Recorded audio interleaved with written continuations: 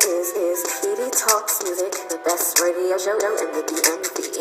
This is Pedii Talks Music, the best radio show in the DMV. To Pedii Talks Music, this is your host, Pedii, and I have with me Brandon. Thank you for having me. All right, you're welcome. No problem. So, my first question to you is: are you a part of a label? No, I'm not part of a label. My business is actually matchmaking. So I'm a Christian matchmaker. Oh. So we do that and really try to support artists and things of that nature.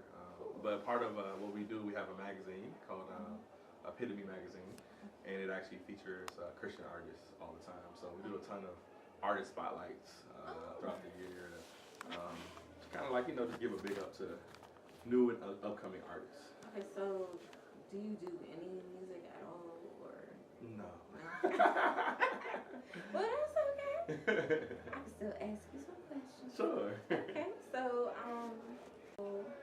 what makes you different from the rest of these matchmakers, actually? Okay, well, I think the space that I'm in, there's not really a lot of Christian matchmakers.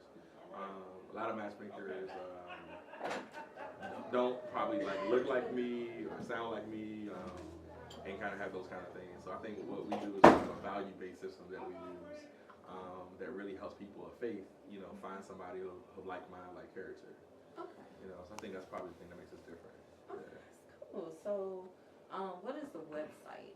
Does it have a website? Sure, absolutely. It's faithfulmatchmaker.com. Okay. Yep, so people can go on there and log on and just inquire or just say hello. We like shout outs, so just saying hello, and we do a lot of different things all over the country, just kind of uniting and bringing people together. One of the things that we're working on next is we're doing a Unity Day coming up at the end of September in Atlanta, Georgia, and we have some artists that actually are coming to that, and we're doing a Neo Soul Cafe. Okay, that sounds really cool. So, is this just like an online thing, or? Yeah. Well, it's the company is a boutique agency. Okay. So what that kind of basically means is, we actually know the people that we're matching.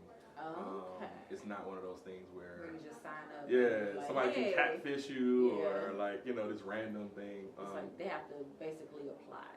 Yes, they go through a process. We know if they're married. We do run background checks and stuff like that. So nobody can play those games out there. They always trying to play.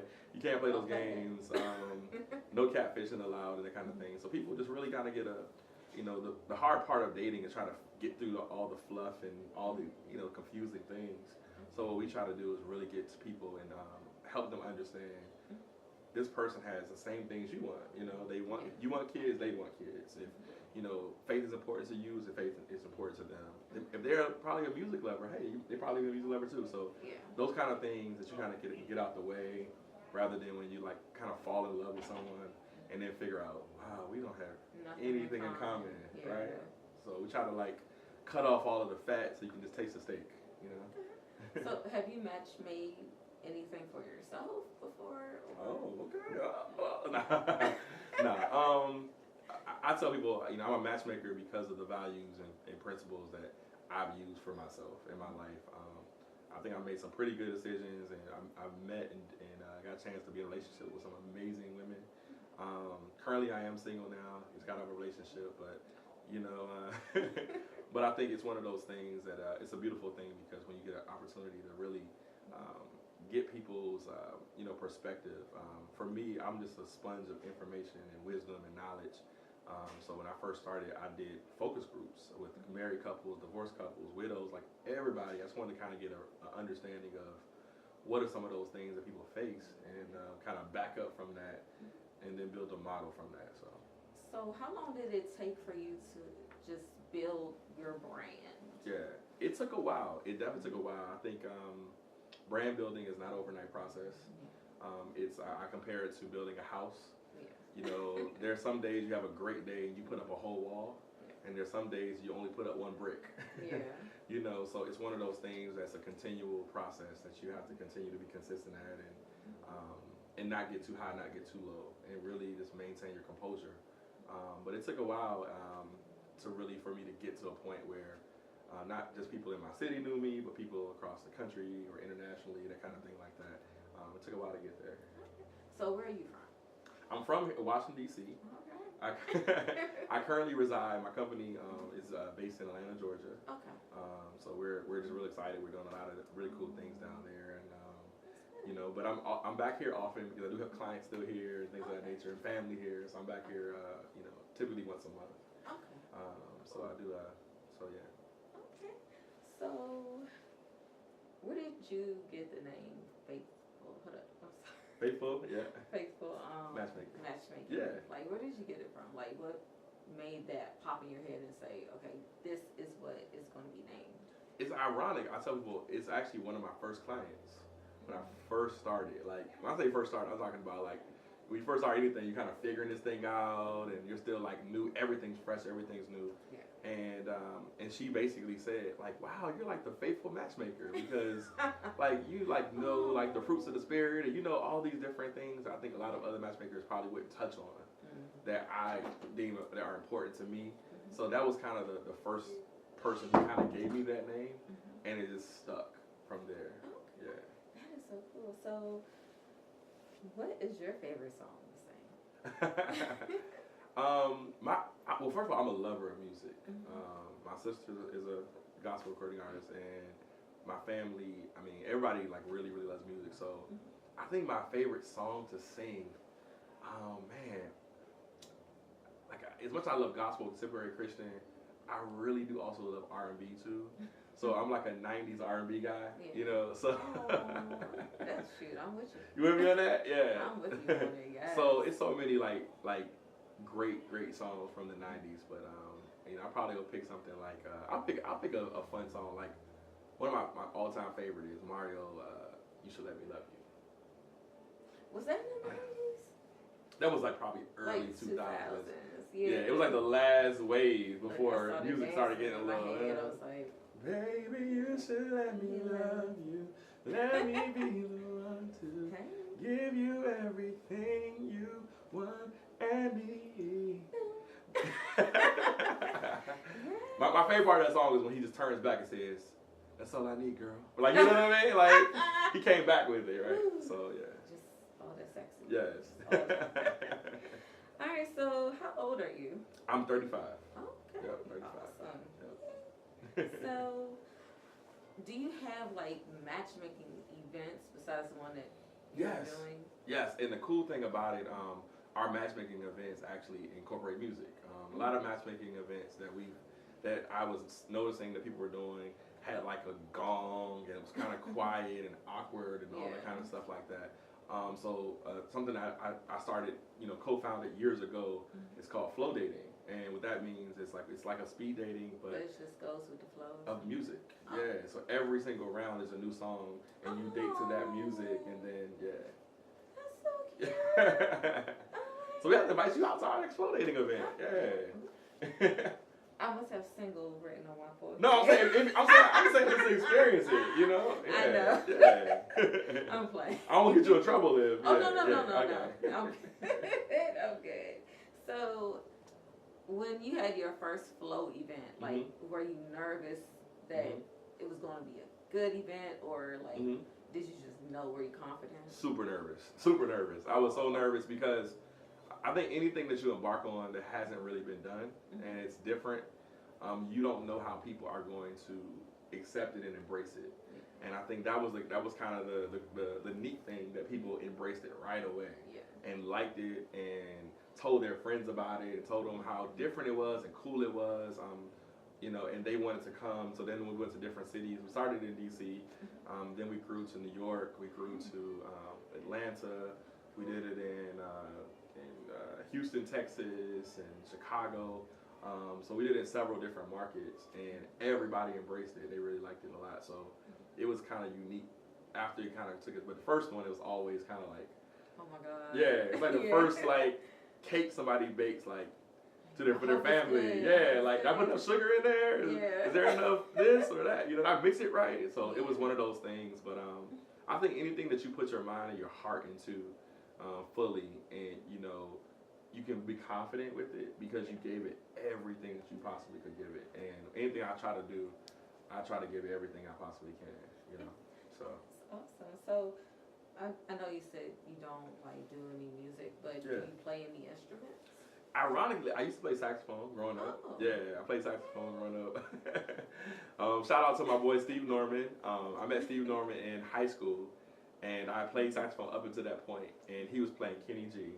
And I was like, I just think saxophone is your gift, Steve. I'm gonna give it to you. So, so I didn't play this then. You're like, I can't do this. I went into like, you know, public speaking and doing things like that. So. So does anybody else besides your sister do music at all? Yeah, in our family. Yeah, absolutely. Well, not on a level that she's doing as a recording artist, but I mean, like playing instruments. Yeah, my dad plays a little bit of guitar. My dad, like, he's very into music. He's like a music guru. I would call him a music historian. My mom can really sing. My uncle can sing. My grandfather can sing. I mean, Summer has done duets with my grandfather years ago at church. Like, he has a beautiful baritone, you know, Paul Robeson voice. And so we have an appreciation for music in our family, definitely. That's cool. So, like, I'm sorry. Who are your heroes? Wow, my heroes. That's a hard one. I think I have several, but if I could boil them down, they would be people typically who did things that were extremely hard when the climate was the hardest. So people, especially when it comes to like the civil rights era, that stood up. But my heroes are not even people that are out front, but people who are everyday champions. You know, that single mom who's taking care of 3-4 kids, holding it down, not complaining, like, you know, just is really, really embracing that kind of stuff. She's my hero. You know, that dad who's in the backyard with his son throwing the ball around and getting off work early to go to his games, like, that's my hero. And all entrepreneurs are my heroes because entrepreneurism is one of the hardest things I've ever done. You know, I always tell people it's one of the things that no matter what happens, every day you have to wake up and believe in yourself. Some people can do it. Some people don't. That's not what they want to do. But I think the awesome thing for me was when you work a normal job, you're limited a lot of times as far as what you can do to grow, what you can make. Entrepreneurism is one of those things where every day if you can write a blank check to yourself. Yeah.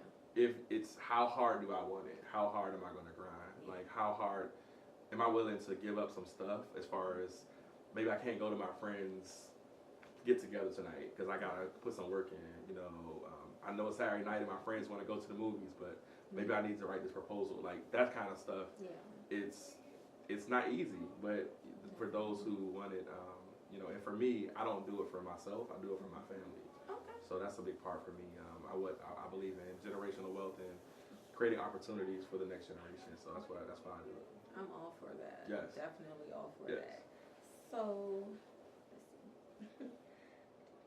So, who is your favorite artist?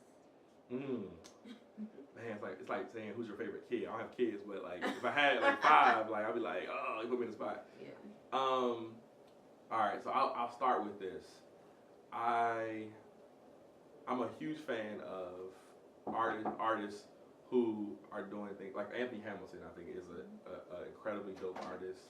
I love what he is about, what he's doing.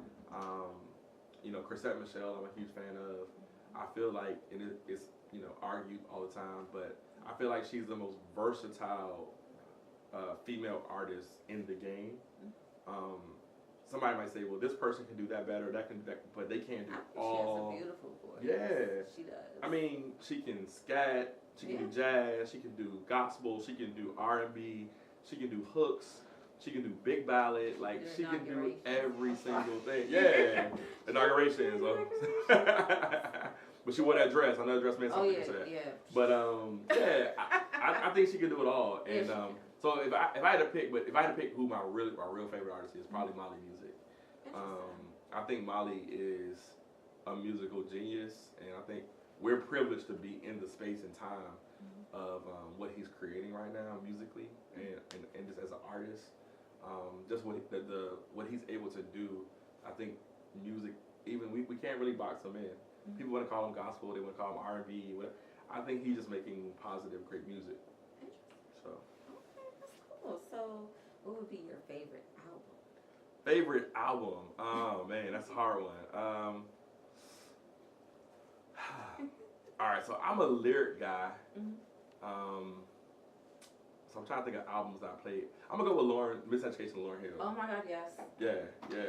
I think that one is like an incredible album. I think it's one of those things that it's really amazing. So yeah. Awesome. So let's see. How would you describe your match? How would you describe your matchmaking business to people? Okay. I would describe it as a journey.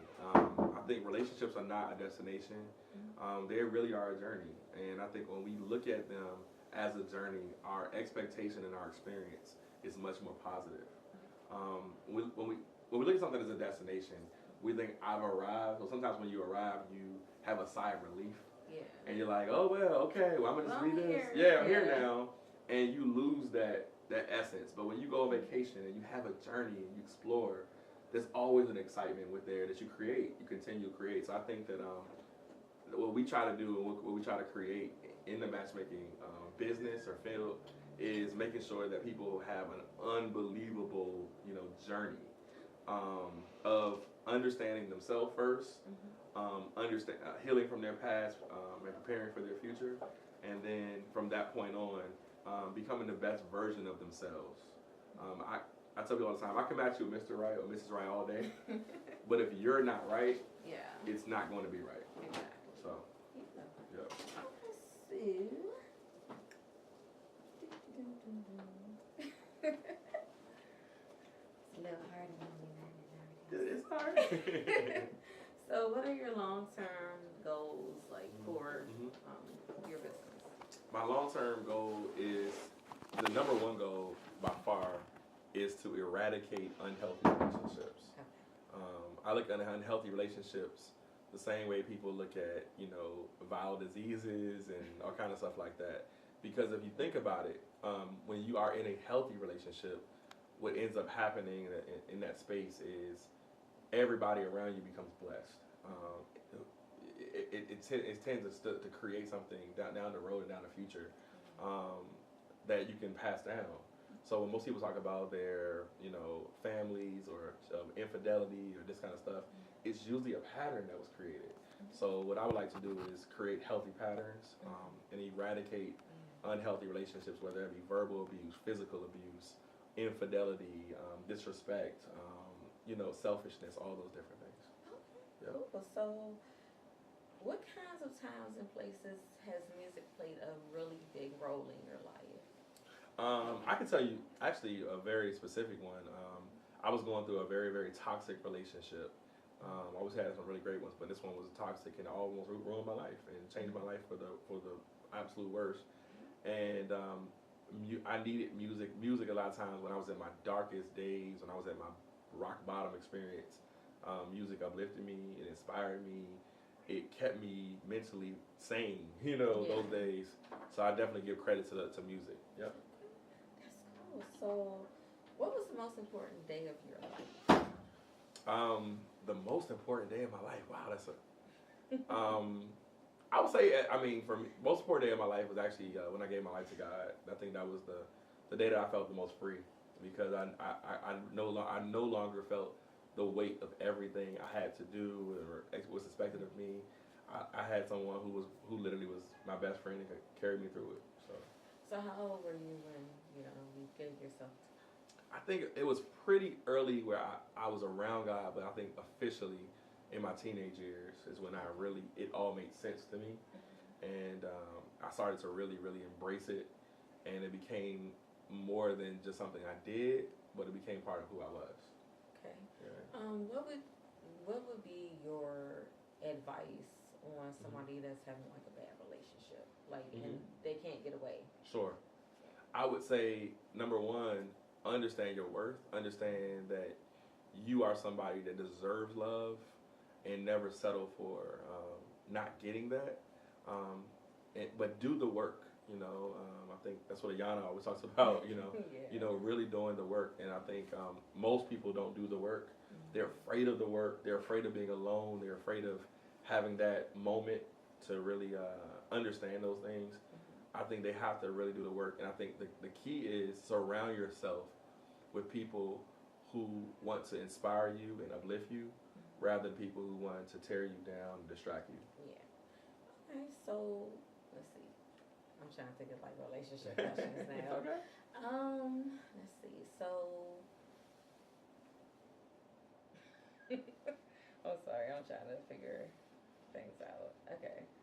Well, okay. How would you describe the word success? Actually. I think success is best described as something that actually brings about change, positive change to any environment. Okay. Yeah. Awesome. Yeah. Okay, so do you think that maybe if you were the opposite sex, maybe more people would have embraced your company? Actually, it works in the reverse now because as a male matchmaker and a male Christian matchmaker, I get people who come to me because they feel like I understand men. So a lot of women like, I know you understand them, so I'm gonna come to you. But I also get a lot of brothers who say, man, look, it's hard for a lot of guys to be open and vulnerable because they feel judged or like, what would that person say?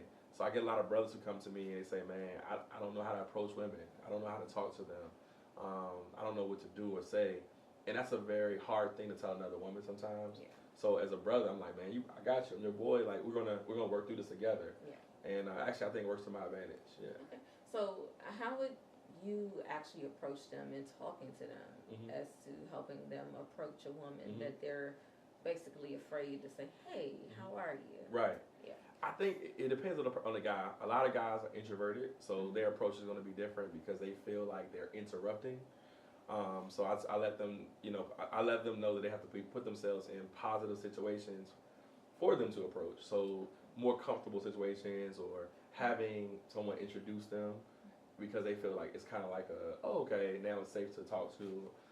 But overall, I think it's just being yourself. Like most women can sniff out, someone who's not being authentic.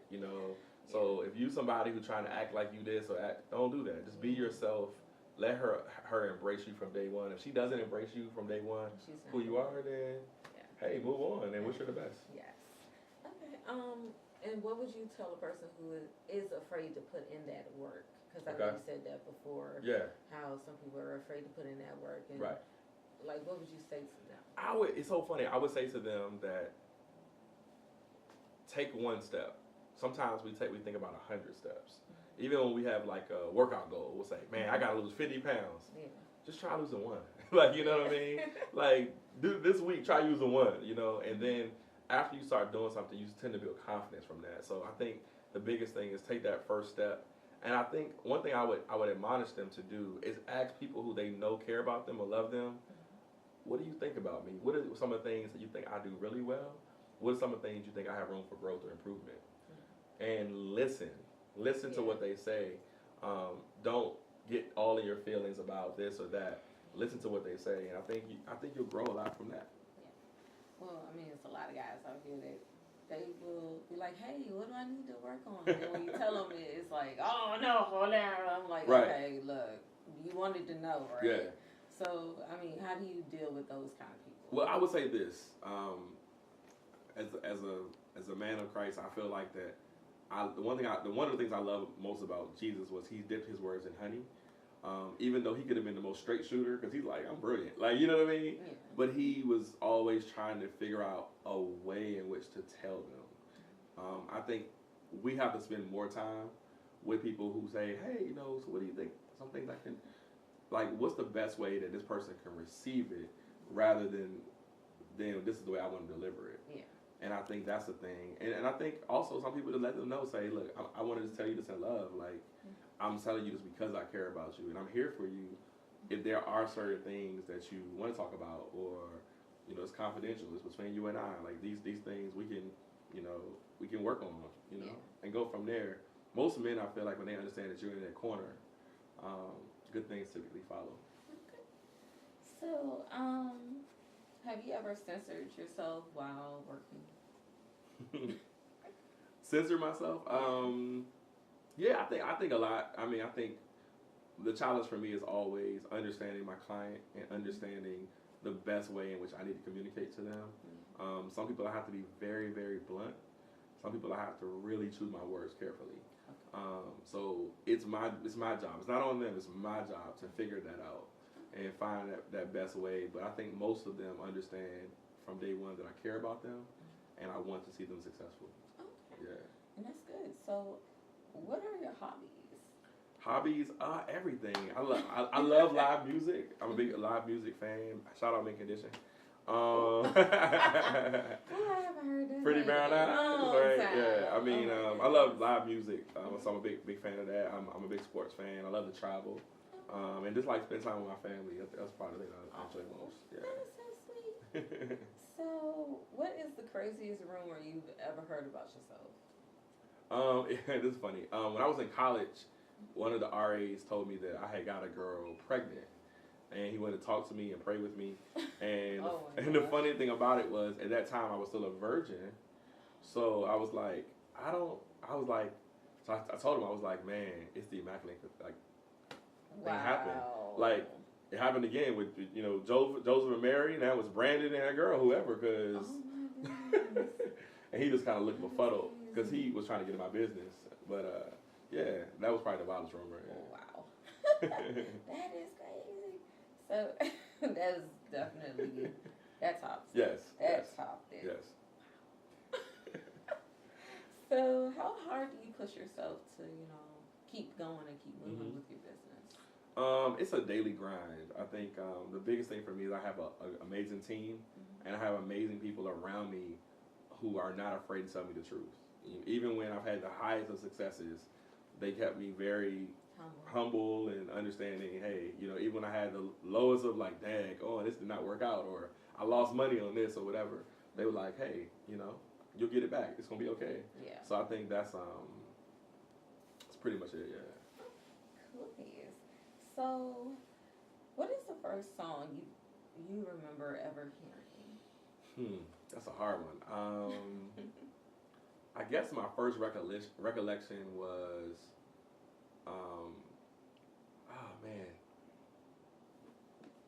probably like my mom singing like an old like Carpenter song, like yeah. I don't remember what the song was, but that probably was the first one I ever remember hearing. Yeah. Cool. So, if you could have two people and make a band, what two celebrities would you actually have? Wow, that's amazing. A two-person band I think would be really, really cool with. I'm gonna go with like Jonathan McReynolds and Chrisette Michelle. Oh, yeah, okay. just singing. So, how do you think you've changed when it comes to like handling your business? Okay. Like how much you've matured? I think I've become a lot more patient and understanding it's a process. Yeah. So not getting too high, not too low, and overall, I think I've become much more of a giver. Like I try to mentor other people, try to help other people as much as I possibly can, and look for those opportunities to just support what they're doing too. I'm almost as like it gives me so much excitement when other people that I've talked to or helped out when they follow their dreams as when I get success from my own business. So yeah. Awesome. So if you could go back in time, what would you change? Nothing, honestly. I've learned from so much from everything, and I think everything that even the mistakes that I've made have taught me to become a better person. So I wouldn't change it because I think it helped me get here. Yeah. Awesome. So why did you choose to be a matchmaker? I mean, I really don't think I chose it. I think it chose me. I really do feel that way. I feel like it was something that was very natural to me. Even I talk to college kids a lot about stuff and the questions, and I stayed after and for hours and talked to them and try to help them. So I think it's something that I'm extremely passionate about. But I'm on a nonstop journey to, like I said, eradicate unhealthy relationships and help people get into healthy relationships. And if we can do that as a society, as a community, we're going to see the byproduct of that in so many different ways that we don't even know right now that will help us. Yeah. Awesome. So how would you actually rate your matchmaking ability? I would rate it as constantly improving. Constantly improving. Every day I'm learning different ways to become better. So definitely excited about the journey ahead. And, and it's so many more people. I get excited every day when I get a chance to go different places or travel or speak different places around the country or around the world and just be a blessing to people. So I love that interaction. And I have so much more to do. I'm only just getting started. So. Okay, well, that is the end of it. I All right. totally appreciate Thank you for having me. This interview. Absolutely. Yes. All right. So, Brandon, you can find him. What's your website again? Yeah, so faithfulmatchmaker.com. I'm also on Instagram, Facebook is faithful matchmaker. Please do check us out. We have a lot of great things coming. It might be coming to even one of your cities, So please do hit us up. And we every year we also help a single mother around the holiday season. So if you have a single mom that you think is awesome, she's an amazing person, amazing mother, we actually will matchmake her and work with her and do like styling and all kind of different things with her for free. Oh, that's so sweet. I just want to let you guys know that if you have some recommendations. You want somebody? Please send it. Somebody. Yeah, please send it, Okay. Well, that is the end of our show. And as we say every day, live, love, and laugh with music. Goodbye, everyone. Peace, guys. This is Pedii Talks Music, the best radio show in the DMV. This is Pedii Talks Music, the best radio show in the DMV.